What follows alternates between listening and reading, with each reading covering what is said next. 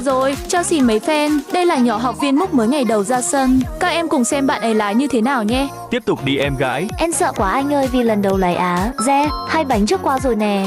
Rồi 2 bánh xe sau không có cần xe úi nên sẽ không qua kênh đào được. Các em sẽ xử lý như thế nào? Thôi em đi xuống nha, mới lái khó quá cô. Thì em cứ ngồi đó đi, anh chỉ cho cô đi vào rồi. Bây giờ nếu như chuyện đã như vậy rồi, các em bè lái qua phải một góc 90 độ đi. Có bị lún không vậy anh, em sợ sụp cả xe. Trời ơi, Kaka chỉ cho mà còn không tin thì anh để cô chỉ cho em nha.